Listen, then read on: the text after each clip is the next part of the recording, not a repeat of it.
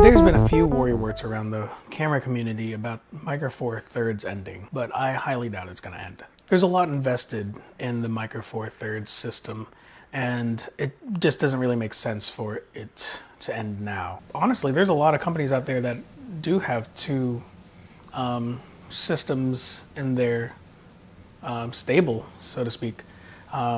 Sony, Canon, and Nikon have APS-C and full-frame cameras.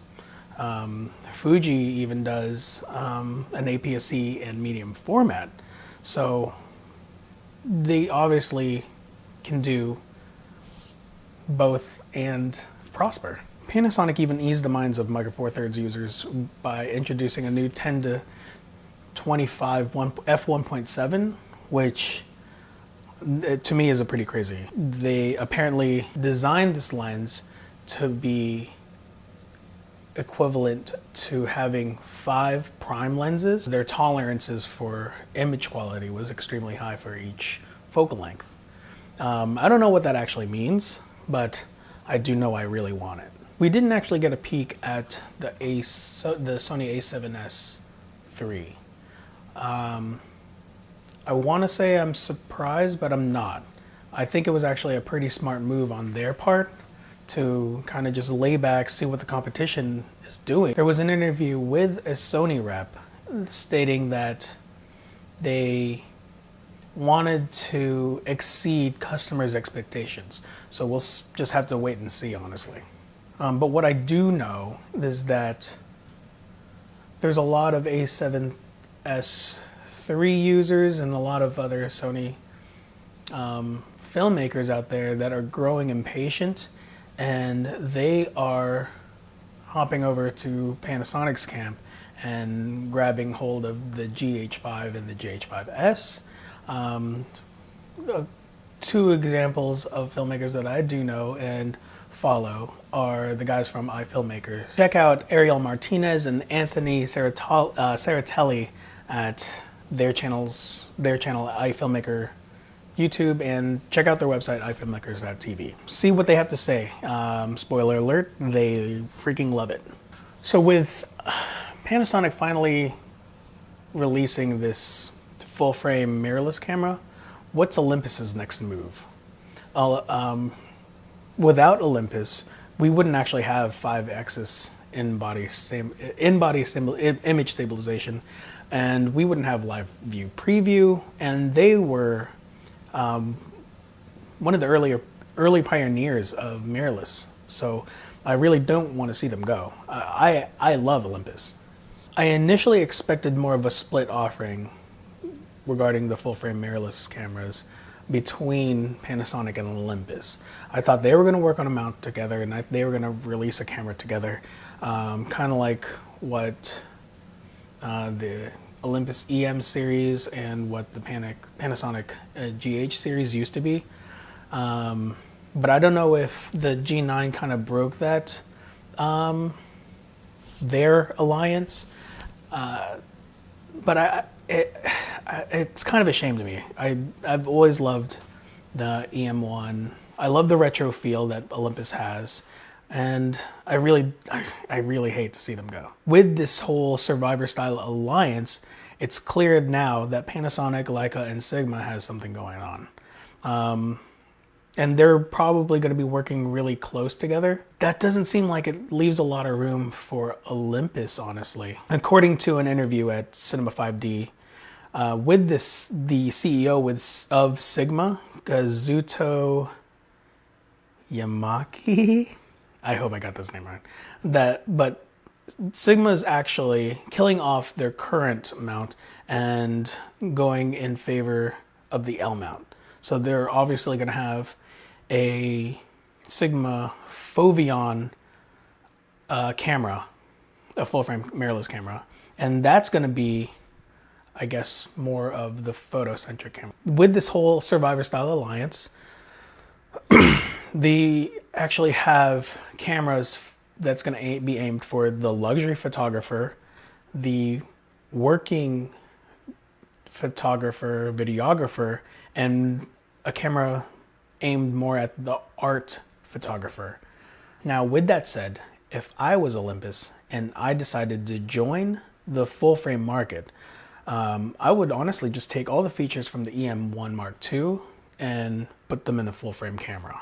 I think it would be an amazing camera.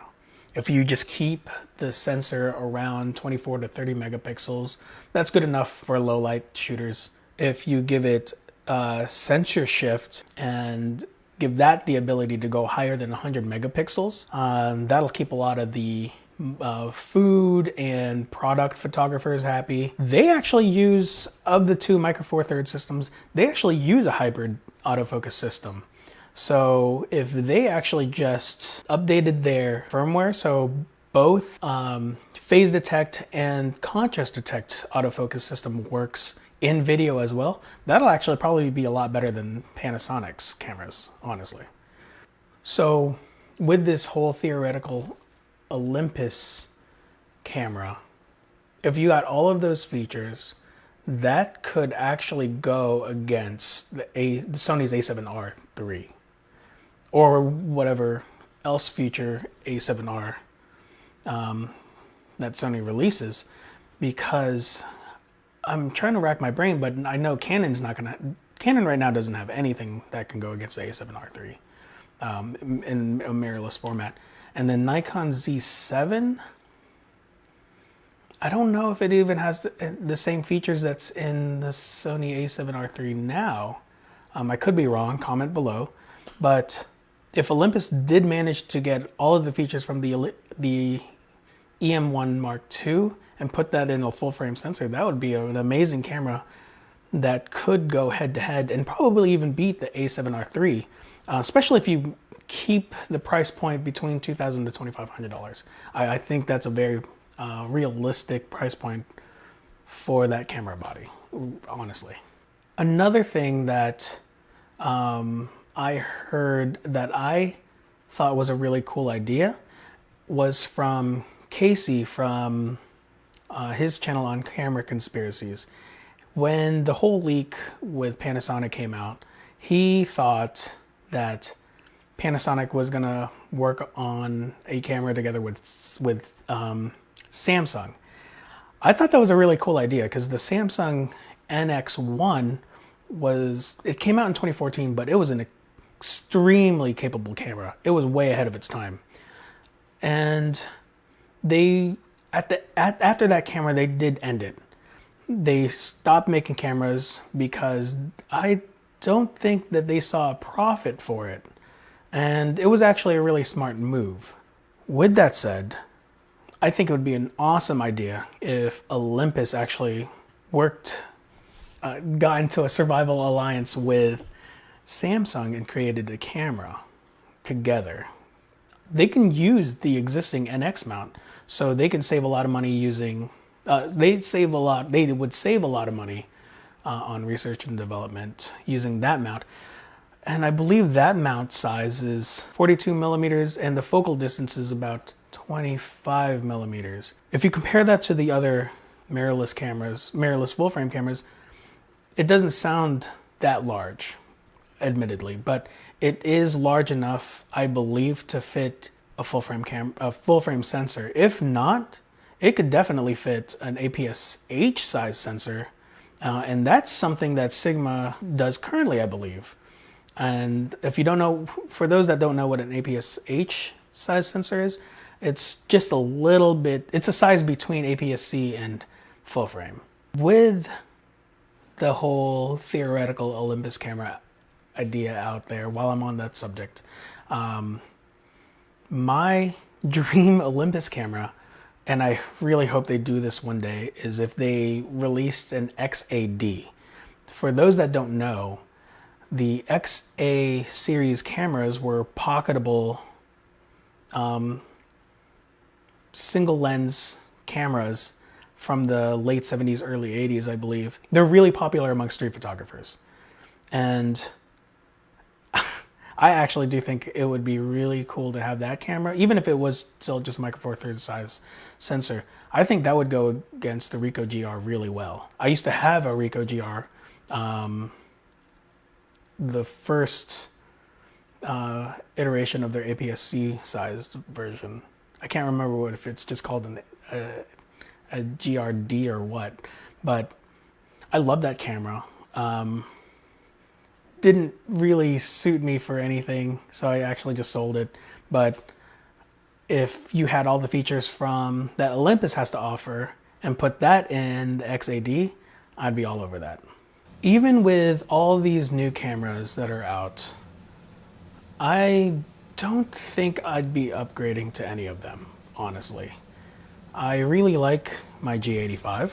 I have a Blackmagic Pocket now for if I shoot short films or whatnot, and I do still carry a 5D Mark II. If the Olympus EM1 Mark II does come down a little bit more in price, I could possibly update that, but their video features kind of suck. That's the reason why I went from the EM1 to the G85 in the first place, because the G85 just was everything that I wanted from the EM1 Mark II, but half the price. So unless Olympus is willing to send me a camera, I don't think I'm going to be upgrading. Or if they upgrade their video features, that could be a strong possibility. But I don't know. I really like the G85. I love the images that comes out of it, and I see no real reason to upgrade. I'm still on the fence about upgrading to a full-frame mirrorless camera, because the whole reason why I stopped using full frame was because of the sizes of the lenses and the cameras. Less the camera body size, more the lens size. It just wasn't really fun to carry. Sometimes I'll go out and just shoot for my own pleasure, and carrying a full frame around all day, that kind of sucks. It's just not fun.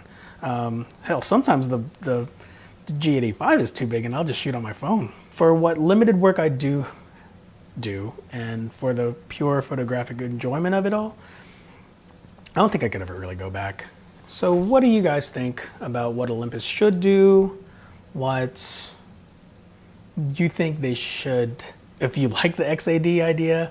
And what do you think? Just tell me what you guys think about what the Sony a7S is the new a7S III should have. I'm very interested in hearing what everyone thinks about what's going on with the camera world now. Like if you like, share if you please, and subscribe if you want to. Have a good day.